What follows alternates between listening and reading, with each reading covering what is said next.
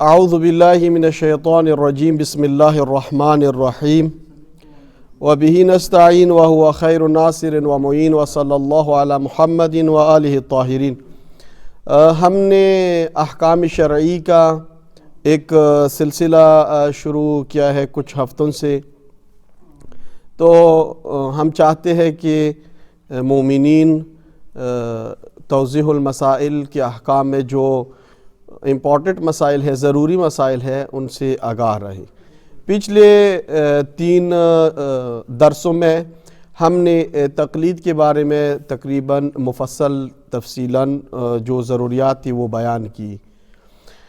آج جو ضروری مسائل ہے احکام طہارات میں سے، یا احکام طہارت، مطہرات وغیرہ جو چیزیں ہیں، تو پانی کے بارے میں ہم کو تھوڑا سا معلوم کرنا ہے۔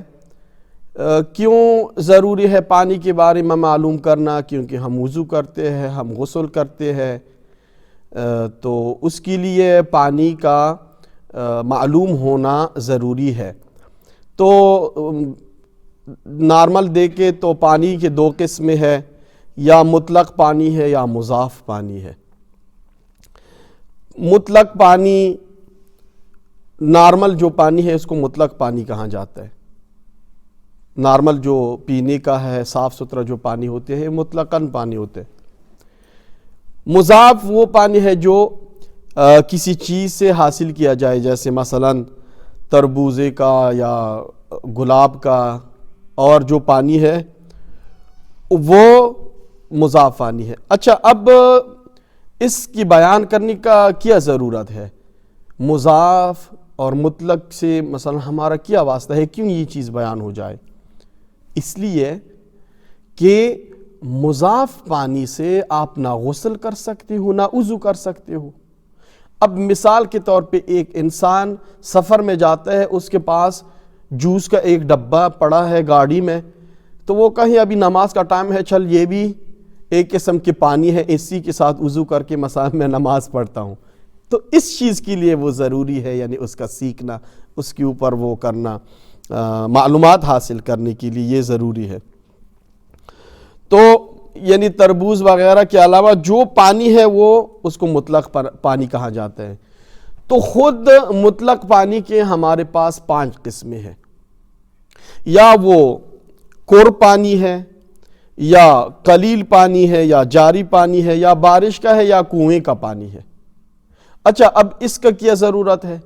اچھا، کور پانی کا جو مقدار بتایا گیا ہے کہ وہ 36 یعنی 384 یعنی 384 لیٹر ہونا چاہیے۔ تو پھر بعد میں بتاؤں گا کہ اس کو کیا ضرورت ہے بیان کرنے کا۔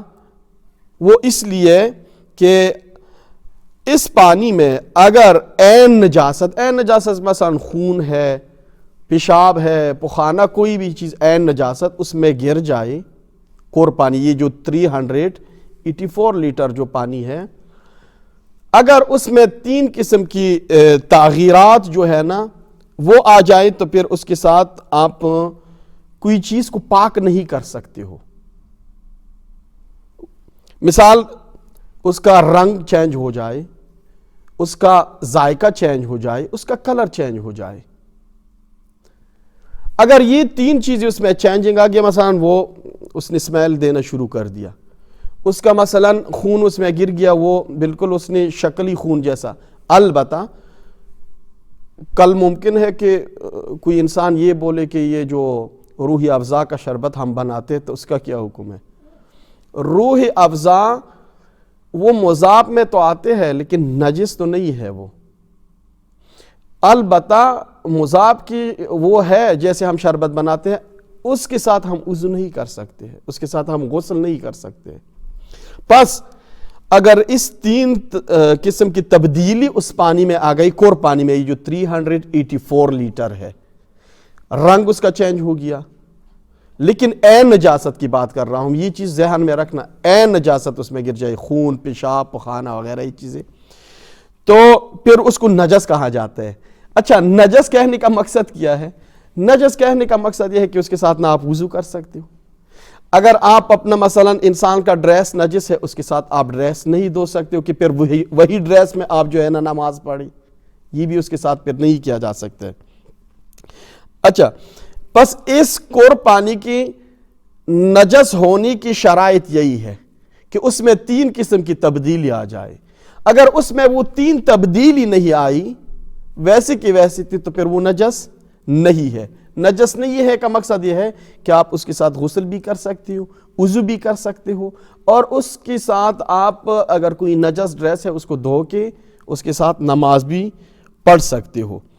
بس یہ ایک مختصراً جو اس میں پوائنٹ تھا وہ آپ لوگوں کو میں نے وہ بیان کیا. اچھا, اس کو ثابت کرنے کا طریقہ بھی ہونا چاہیے کہ مثلاً قربانی کیا ہے. مثال ایک حوض کی شکل ہو, ایک حوض کی شکل کیسے ہم معلوم کر لیں کہ یہ قربانی ہے؟ وہ نمبر 1 یہ ہے کہ انسان کو خود اس کے بارے میں علم ہو کہ میں نے یہ حوض جو بنایا ہے میں نے بنایا ہی اتنا ہی ہے, خود انسان کو اطمینان ہو. اور نمبر 2 یہ کہ 2 عادل شخصیات میں سے کوئی بولے یا ایک بندہ ہو جو قابل اعتماد بندہ ہو وہ آپ کو بتائے کہ یہ قربانی ہے. اس کا یہ ہے. ایک ہے اس کے بعد جو ہم نے کہا قلیل پانی, یہ مطلق پانی کی قسموں میں آتا ہے. قلیل پانی یعنی ایسی پانی کو قلیل کہتے ہیں جو زمین سے نہ ابلے اور جس کی مقدار 1 قر سے کم ہو, اس کو قلیل کہا جاتا ہے. یعنی کیا مطلب؟ یعنی 384 لیٹر پانی سے وہ کم ہو. 384 لیٹر پانی جب ان سے کم ہو اس کو ہم قلیل کہتے ہیں.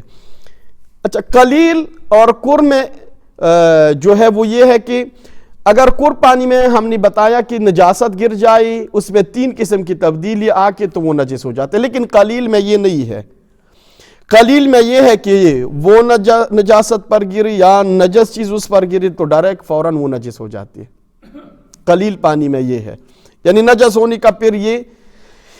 لیکن مثلا جو باتھ روم میں ہم پانی استعمال کرتے ہیں لوٹے کے ذریعے یا وہ کوزے پرانے قسم کے جو پانی ہم استعمال کرتے ہیں واش روم میں, وہ بھی قلیل کی حکم میں آ جاتے ہیں.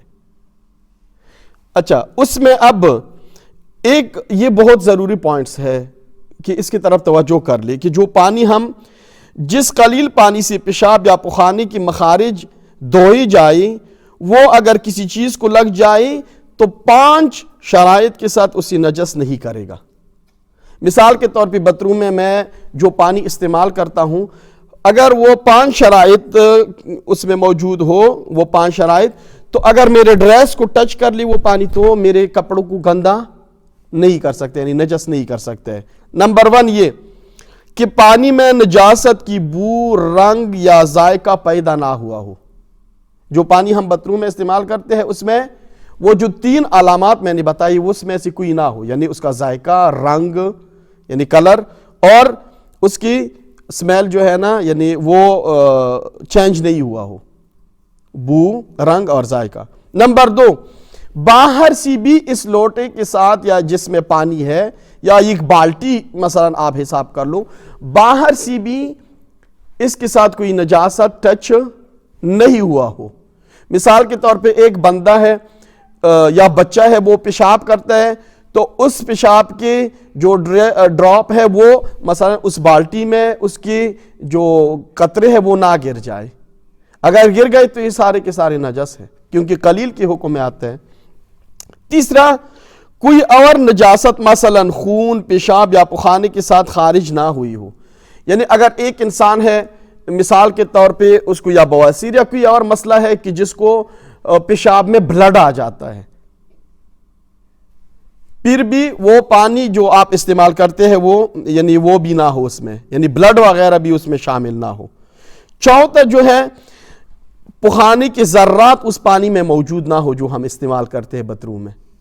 اور لاسٹ جو چیز ہے وہ ہے کہ پیشاب یا پخانے کے مخارج کے اطراف معمول سے زیادہ نجس نہیں ہو گیا ہو. مثال کے طور پہ انسان ہے اس کو کبھی دست یا وغیرہ ہو تو ظاہری بات ہے وہ نارمل پیشاب سے زیادہ انسان وہ ہوتا ہے یعنی نجاست پھیل جاتا ہے، تو ایسی کوئی نہ ہو۔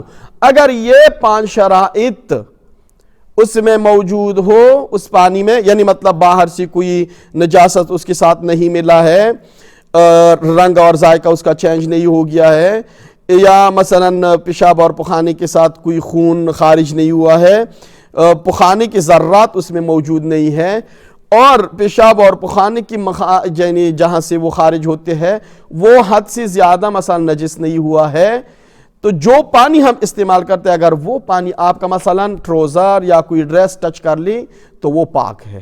لیکن اگر ان شرائط میں سے ایک بھی مثلا اس میں پیشاب کی ذرات تھی، یا اس کے کلر چینج ہو گیا تھا، یا پیشاب اور پخانے کے ساتھ خون تھی، تو پھر آپ کا ڈریس اگر وہ پانی ٹچ کر لی تو اس کے ساتھ آپ نماز نہیں پڑھ سکتے ہو۔